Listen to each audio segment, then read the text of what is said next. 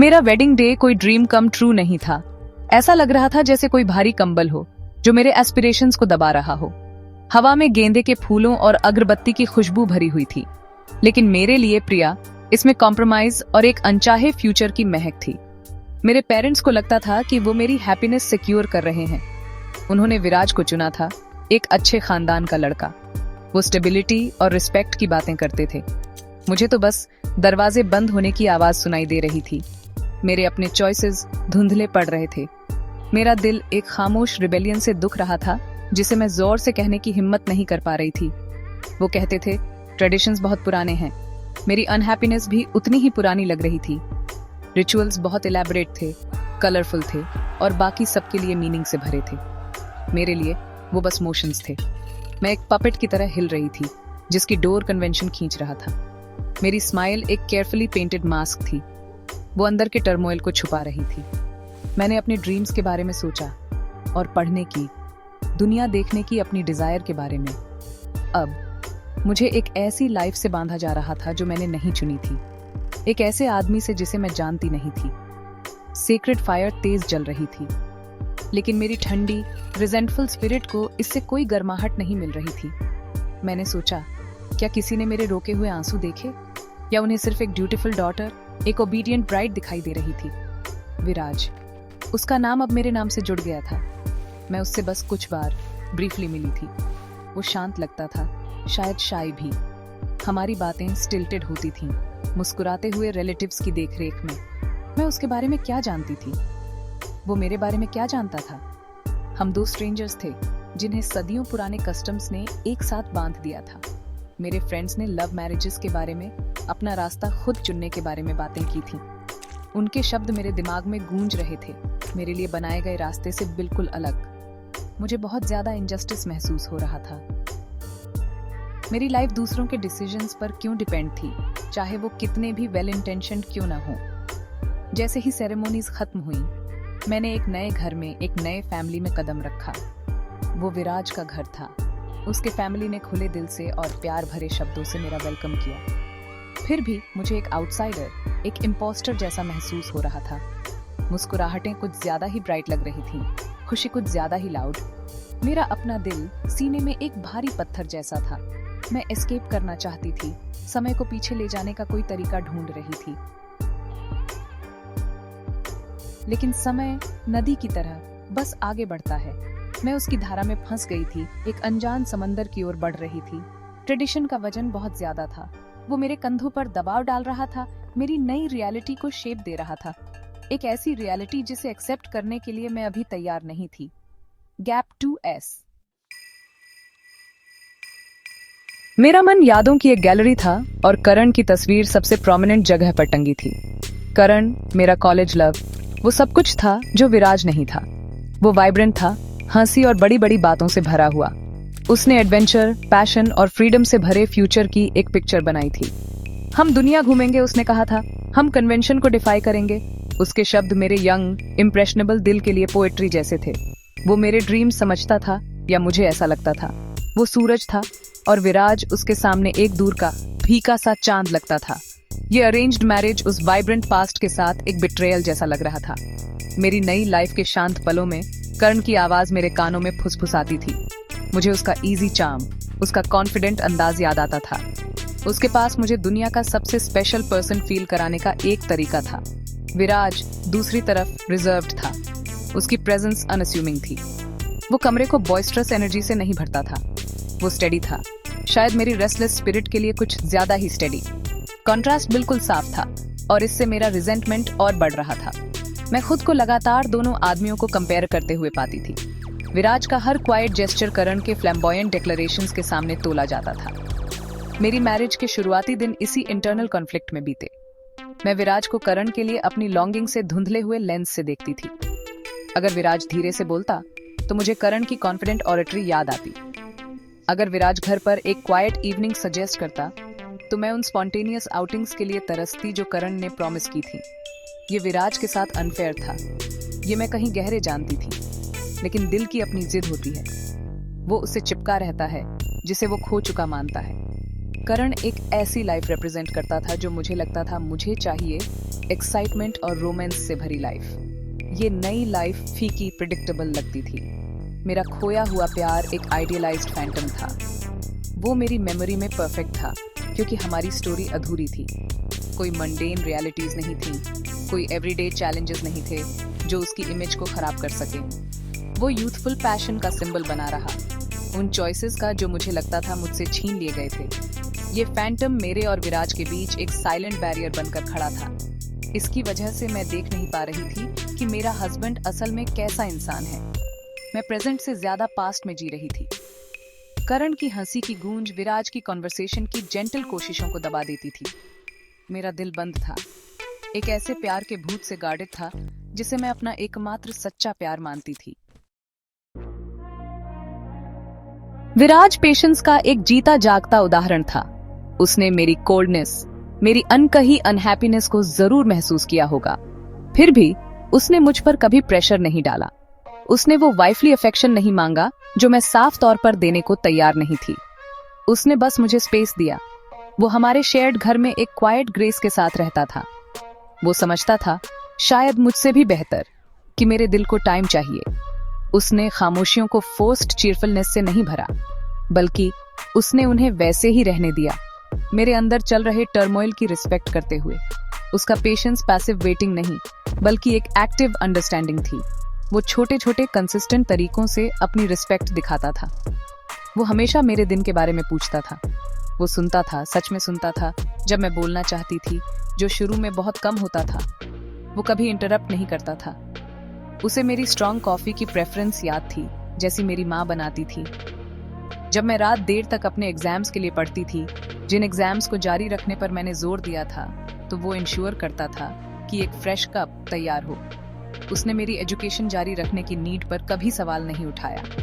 असल में उसने चुपचाप इसमें मेरी हेल्प की, ये इंश्योर करते हुए कि मेरे पास किताबें और मुझे जरूरी शांत एनवायरनमेंट मिले। ये करण से बिल्कुल अलग था, जो अक्सर मेरे एकेडमिक परस्यूट्स को हमारे ग्रैंड प्लान्स के सामने सेकेंडरी समझकर डिसमिस कर देता था। मेरे फैमिली और अपने फैमिली के साथ उसके इंटरैक्शंस में ड्यूटी और अफेक्शन की गहरी भावना थी। वो मेरे पेरेंट्स के साथ बहुत रिस्पेक्ट से पेश आता था, अक्सर उनकी वेलबीइंग के बारे में पूछता रहता था। वो अपने एजिंग पेरेंट्स के लिए सपोर्ट का एक पिलर था। मैंने उसे फैमिली मैटर्स को एक ऐसी काम मैच्योरिटी के साथ हैंडल करते देखा जिससे मैं सरप्राइज रह गई। कोई जोरदार आर्ग्यूमेंट्स नहीं, अथॉरिटी का कोई ड्रामेटिक डिस्प्ले नहीं, बस शांत बातचीत, थॉटफुल डिसीजंस और रिस्पॉन्सिबिलिटी की एक ऐसी भावना जो उसमें इनेट लगती थी। वो सब्सटेंस वाला आदमी था, सिर्फ दिखावे वाला नहीं। उसकी स्ट्रेंथ जोरदार बातों में नहीं, बल्कि स्टेडी, रिलायबल एक्शंस में थी। धीरे धीरे, लगभग इम्परसेप्टिबली, उसका शांत नेचर मुझे इंट्रिग करने लगा। ये उन बॉयस्ट्रस पर्सनैलिटीज से बहुत अलग था जिनकी तरफ मैं पहले अट्रैक्ट होती थी। विराज के एक्शंस बहुत कुछ कहते थे। उसे बोस्ट करने या प्रॉमिस करने की जरूरत नहीं थी, वो बस करता था। वो मेरे बेड साइड पर एक गिलास पानी रख देता था। वो इंश्योर करता था कि मेरे फेवरेट फूल, जैस्मिन, हमारे कमरे में एक वेज में हो। ये छोटी छोटी बातें थीं, फिर भी वे कंसिस्टेंट थीं, वे थॉटफुल थीं।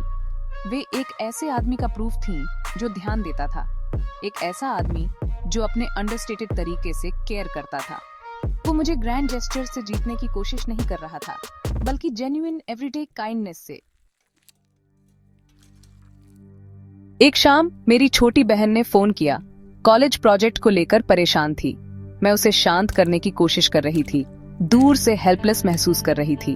विराज, जो उसी कमरे में पढ़ रहा था, चुपचाप उठा। वो कुछ मिनट बाद अपने लैपटॉप के साथ लौटा। उसे कुछ ऑनलाइन रिसोर्सेज मिल गए थे जो उसकी हेल्प कर सकते थे। फिर उसने धीरे से मेरी बहन से बात की, उसे प्रैक्टिकल एडवाइस और इनकरेजमेंट दिया। उसने लगभग 1 घंटा पेशेंटली उसे गाइड किया। मैं उसे देख रही थी, मेरे अंदर एक अजीब सी फीलिंग उठ रही थी। ये एक गर्माहट थी, उसके शांत, हेल्पफुल नेचर के लिए एक अनएक्सपेक्टेड अप्रिशिएशन। करण को शायद ऐसी सिचुएशन परेशान करने वाली एक इंटरप्शन लगती। एक और बार मैं बुखार से बीमार पड़ गई। मैं मिजरेबल और इरिटेबल थी। विराज ने अनवेवरिंग डेडिकेशन के साथ मेरा ख्याल रखा। उसने इंश्योर किया कि मैं टाइम पर अपनी मेडिसिन्स लूं। उसने मेरे लिए हल्के, नरिशिंग खाने बनाए। जब मुझे नींद नहीं आती थी तो वो मुझे पढ़कर सुनाता था। उसने ये सब बिना किसी शिकायत के, बिना मुझे बर्डन फील कराए किया। उसका टच जेंटल था, उसकी आवाज सूदिंग थी। मुझे कॉलेज के दौरान एक बार बीमार पड़ना याद आया और करण अपने फ्रेंड्स के साथ इतना बिजी था कि मिलने भी नहीं आया था। कॉन्ट्रास्ट को इग्नोर करना मुश्किल होता जा रहा था। विराज की केयर रियल, टेंजिबल और बहुत कंफर्टिंग लगती थी। उसने मेरी पढ़ाई के बाद काम करने की डिजायर को कभी डिस्करेज नहीं किया। असल में उसने एक्टिवली सपोर्ट किया। जब मैंने अपनी एबिलिटीज पर डाउट एक्सप्रेस किया तो वो चुपचाप एनकरेजमेंट के शब्द कहता। तुम इंटेलिजेंट हो प्रिया, उसने एक बार कहा था। तुम जो चाहो वो अचीव कर सकती हो। मुझ पर उसका विश्वास एक सरप्राइज था।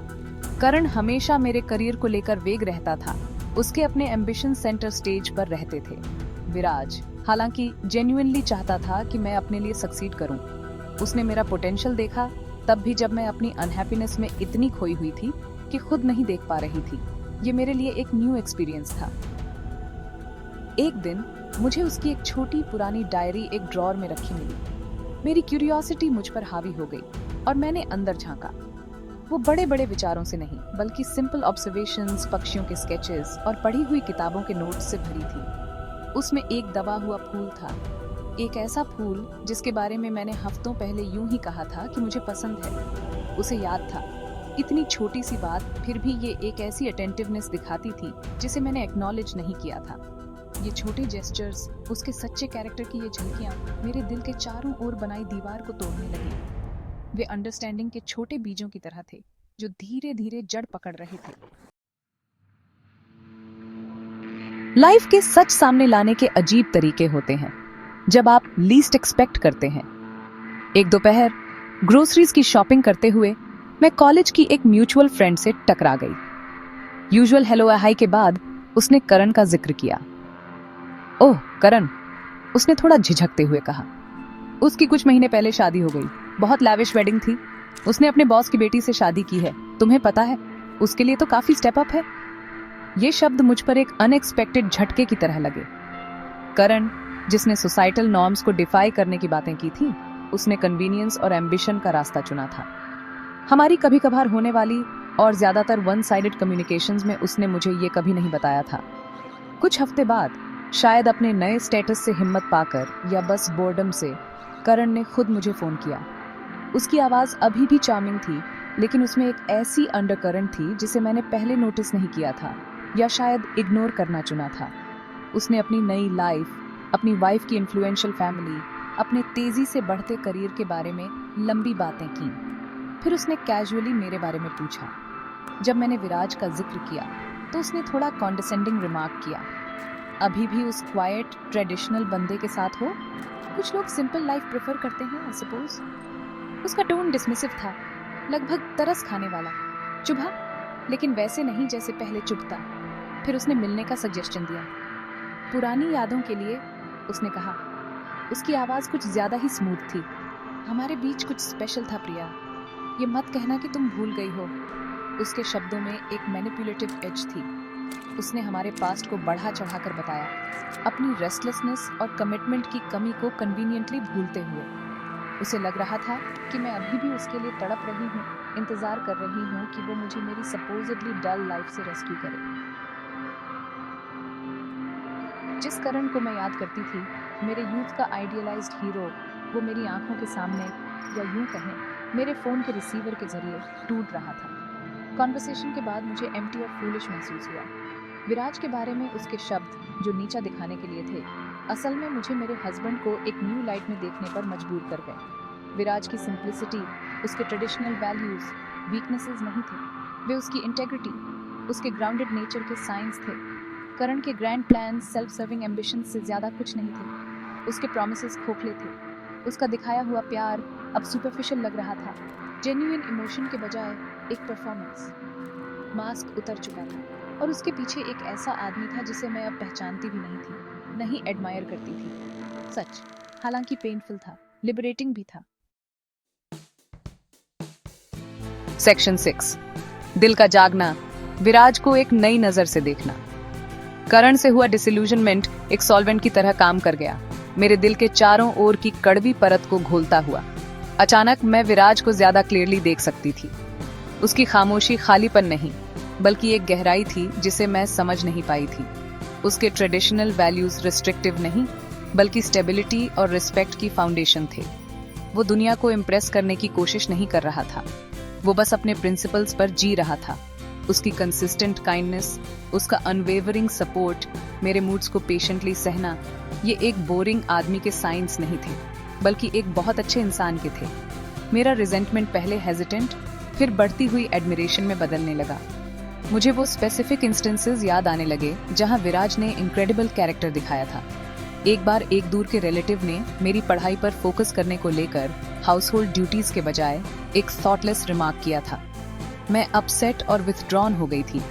विराज ने उस रिलेटिव को अग्रेसिवली कन्फ्रंट नहीं किया, बल्कि उसने बाद में फैमिली एल्डर्स के साथ एक प्राइवेट कॉन्वर्सेशन में शांति से और मजबूती से मेरे चॉइसेस को डिफेंड किया, ये इंश्योर करते हुए कि मेरे स्पेस और एम्बिशंस की रिस्पेक्ट हो। उसने मुझे इसका शो ऑफ नहीं किया, लेकिन मुझे बाद में पता चला उसने बिना किसी एक्नॉलेजमेंट के मेरी डिग्निटी को प्रोटेक्ट किया था। करण ने शायद एक ड्रामेटिक सीन बनाया होता या इश्यू को पूरी तरह डिसमिस कर दिया होता। मेरा पर्सपेक्टिव ड्रामेटिकली बदल गया। विराज में जिन क्वालिटीज को मैंने पहले ओवरलुक किया था, वे अब चमक रही थी। उसकी इंटेग्रिटी एक स्टेडी बीकन थी, उसका पेशेंस एक गहरा कुआं था, उसका प्यार हालांकि बड़ी बड़ी बातों में नहीं कहा गया, हजारों छोटे कंसिस्टेंट एक्शंस में साफ दिखता था। वो मेरी इंडिविजुअलिटी की रिस्पेक्ट करता था, कुछ ऐसा जो करण ने फ्रीडम की इतनी बातें करने के बावजूद कभी सच में नहीं किया था। विराज चाहता था कि मैं रहूं, ग्रो करूं, अपनी हैप्पीनेस खुद ढूंढूं, भले ही इसका मतलब ये हो कि उसे मेरे साथ इसे पाने का इंतजार करना पड़े। ये रियलाइजेशन एक प्रोफाउंड अवेकनिंग थी। एक शाम मैंने उसे एक पुरानी फैमिली एल्बम देखते हुए पाया। उसके चेहरे पर एक हल्की सी स्माइल थी। उसने मुझे देखा और ज्वाइन करने के लिए इनवाइट किया। उसने अपने ग्रैंड पेरेंट्स, अपने बचपन की यादों, एक सिंपल हैप्पी लाइफ के अपने सपनों के बारे में बात की। कोई दिखावा नहीं था, कोई बनावट नहीं, बस ओपन ऑनेस्ट शेयरिंग थी। पहली बार मुझे एक जेन्युइन कनेक्शन महसूस हुआ इस आदमी को, जो मेरा हस्बैंड था, और बेहतर जानने की डिजायर हुई। पास्ट के साए पीछे हट रहे थे, मेरे दिल में एक नई रोशनी आ रही थी। ये अंडरस्टैंडिंग की रोशनी थी और शायद प्यार की शुरुआत। सेक्शन 7, खामोशी की जुबान, विराज का अनकहा प्यार। मैं समझने लगी थी कि विराज का प्यार वैसा लाउड डिक्लेरेटिव किस्म का नहीं था जैसा मैं कभी चाहती थी। ये एक ज्यादा शांत, गहरी जुबान थी। ये उस तरीके से बोली जाती थी जिस तरह वो इंश्योर करता था कि मेरे फेवरेट फल हमेशा फ्रूट बोल में हों। ये उस तरीके में था जिस तरह वो देर रात तक जागता, चुपचाप अपनी डेस्क पर काम करता, बस मुझे कंपनी देने के लिए जब मैं अपने एग्जाम्स की तैयारी करती थी। उसने कभी नहीं कहा मैं ये तुम्हारे लिए कर रहा हूँ, वो बस करता था। उसकी खामोशी इंडिफरेंस नहीं थी, ये एक कंफर्टेबल स्पेस था जो उसने मेरे लिए बनाया था। मुझे बिना कुछ रिटर्न में मांगे मैं जैसी हूँ वैसी रहने देता था। ये प्रोफाउंड रिस्पेक्ट और अनवेवरिंग सपोर्ट की भाषा थी। मैंने पाया कि उसके रिजर्व्ड एक्सटीरियर के नीचे हिडन पैशंस वाला एक आदमी था। एक दिन मैंने उसे एक नोटबुक में स्केचिंग करते हुए पाया। ड्राइंग सरप्राइजिंगली अच्छी थी, पक्षियों और नेचर की डिटेल्ड स्टडीज। जब मैंने उन्हें देखा तो वो थोड़ा एम्बैरेस्ड लगा, जैसे कोई लड़का सीक्रेट के साथ पकड़ा गया हो। उसने कन्फेस किया कि ये एक हॉबी थी जिसे उसने सालों से निग्लेक्ट किया था। मैंने उसे इसे परस्यू करने के लिए एनकरेज किया। उसका ये दूसरा पहलू देखकर, ये क्रिएटिव स्पार्क, वो मुझे ज्यादा रियल, ज्यादा ह्यूमन, ज्यादा प्यारा लगने लगा। ये उस आदमी की एक और लेयर थी जिसे मैं धीरे धीरे पर यकीनी तौर पर अप्रिशिएट करने लगी थी। जैसे जैसे मैंने खुलना शुरू किया, अपने थॉट्स और छोटी एंजाइटीज शेयर करना शुरू किया, विराज ने एक ऐसी अटेंटिवनेस के साथ सुना जो कंफर्टिंग और हीलिंग दोनों थी। उसने घिसे पिटे सॉल्यूशंस नहीं दिए, बल्कि वो थॉटफुल क्वेश्चंस पूछता, मुझे चीजों को डिफरेंट पर्सपेक्टिव से देखने में हेल्प करता। वो मेरे इमोशंस के लिए एक सेफ हार्बर था। उसके रिस्पॉन्सेज मेजर्ड, काइंड और हमेशा रिस्पेक्टफुल होते थे। हमारी कॉन्वर्सेशंस ज्यादा फ्रीक्वेंट, ज्यादा मीनिंगफुल होने लगी। हमारे बीच की खामोशियां अब ऑकवर्ड या स्ट्रेन नहीं थीं, वे कंपेनियनेबल थीं, एक अनकहे अंडरस्टैंडिंग से भरी थीं जो हर दिन मजबूत हो रही थी। उसका प्यार उसकी कंसिस्टेंसी में था। वो हर दिन वही इंसान था, शांत, दयालु और कंसिडरेट। कोई अनप्रिडिक्टेबल मूड स्विंग्स नहीं थे, कोई ड्रामेटिक इमोशनल अपहीवल्स नहीं थे जो मैंने कभी कभी करण के साथ एक्सपीरियंस किए थे। विराज एक स्टेडी रॉक था। ये स्टेडफास्टनेस जिसे मैंने कभी डलनेस समझ लिया था, अब सिक्योरिटी का एक इनक्रेडिबल सोर्स महसूस होती थी। मुझे एहसास हुआ कि सच्चा प्यार हमेशा छतों पर चढ़कर चिल्लाता नहीं है। कभी कभी ये डेली लाइफ के शांत कामों में किसी ऐसे इंसान की स्टेडी प्रेजेंस में फुसफुसाता है जो सच में केयर करता है। विराज का साइलेंट लव उसके कैरेक्टर का एक पावरफुल टेस्टमेंट था। सेक्शन 8, वर्तमान को अपनाना, प्यार की एक नई परिभाषा। करण का भूत आखिरकार मेरे दिल से मिट गया। अब मैं विराज को एक आइडियलाइज्ड पास्ट से कंपेयर नहीं करती थी, बल्कि मैंने विराज को वैसे देखा जैसा वो था, एक काइंड, डिसेंट और लविंग आदमी। जो रिजेंटमेंट मैं इतने लंबे समय से लिए हुए थी, वो धीरे धीरे घुल गया। उसकी जगह पीस और ग्रेटिट्यूड की बढ़ती भावना ने ले ली। मैं उस लाइफ को अप्रिशिएट करने लगी जो मेरे पास थी, उस लाइफ को नहीं जिसे मैंने खो दिया समझा था। ये अरेंज्ड मैरिज जिसमें मैंने इतनी बिटरनेस के साथ कदम रखा था, अब हैप्पीनेस के अपने छिपे हुए पोटेंशियल को दिखा रही थी। ये एक शांत हैप्पीनेस थी, एक जेंटल अनफोल्डिंग, लेकिन ये रियल थी। मुझे एहसास हुआ कि प्यार की मेरी यूथफुल डेफिनेशन बहुत नैरो थी, पैशन और ग्रैंड जेस्चर्स पर फोकस्ड थी। विराज ने मुझे सिखाया कि प्यार का मतलब कंपेनियनशिप, म्यूचुअल रिस्पेक्ट और एक शेयर्ड लाइफ का शांत कंफर्ट भी हो सकता है। ये पेशेंस और अंडरस्टैंडिंग के साथ दिन ब दिन कुछ साथ मिलकर बनाने के बारे में था। ये एक दूसरे के ड्रीम्स को सपोर्ट करने और लाइफ के चैलेंजेस को एक टीम की तरह नेविगेट करने के बारे में था। प्यार की ये नई अंडरस्टैंडिंग ज्यादा मैच्योर, ज्यादा प्रोफाउंड और आखिर में उस फ्लीटिंग एक्साइटमेंट से ज्यादा फुलफिलिंग थी जिसका मैंने कभी पीछा किया था। मैंने हमारी मैरिज में एक्टिवली पार्टिसिपेट करना शुरू कर दिया, सिर्फ एक रिलक्टेंट पार्टनर के तौर पर नहीं, बल्कि ऐसे इंसान के तौर पर जो विराज के साथ फ्यूचर बनाना चाहता था। मैंने उसके काम, उसकी हॉबीज में इंटरेस्ट लेना शुरू किया। मैंने अपने एस्पिरेशंस को ज्यादा ओपनली शेयर किया। हम साथ में हंसने लगे, छोटे आउटिंग्स प्लान करने लगे, अपनी शेयर्ड मेमोरीज बनाने लगे। जो घर कभी एक अजीब जगह लगता था, अब घर जैसा महसूस होता था। उसका फैमिली, जिसे मैंने शुरू में दूर रखा था, मेरा अपना बन गया।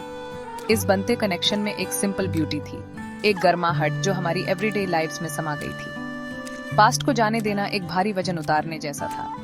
मैंने प्रेजेंट को एक न्यू फाउंड लाइटनेस के साथ अपनाया। मैंने अपनी लाइफ में अपने हस्बैंड में अच्छाई देखी।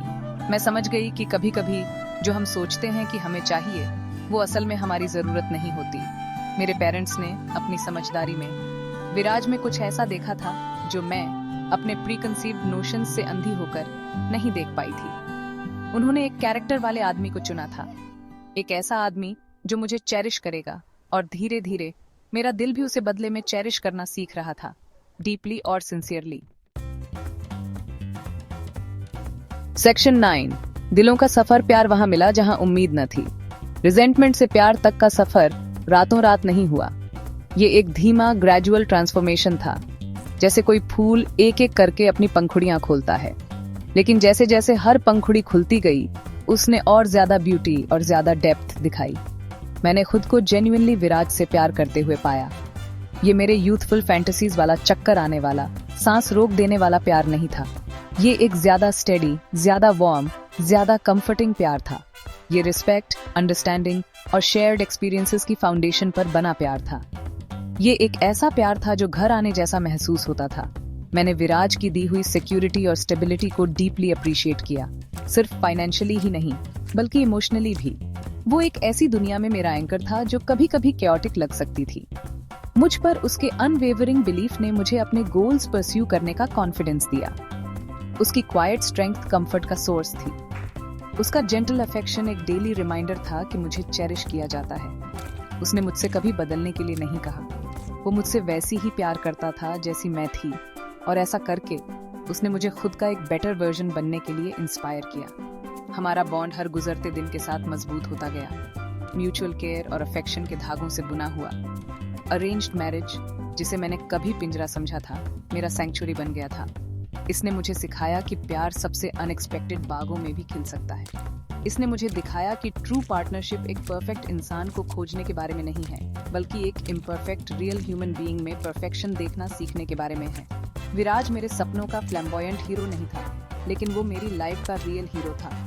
वो आदमी था जिसने पेशेंटली मेरे दिल के ठीक होने का इंतजार किया था। वो आदमी जिसने मुझे अपने एक्शन से, न कि सिर्फ शब्दों से, प्यार का असली मतलब दिखाया था।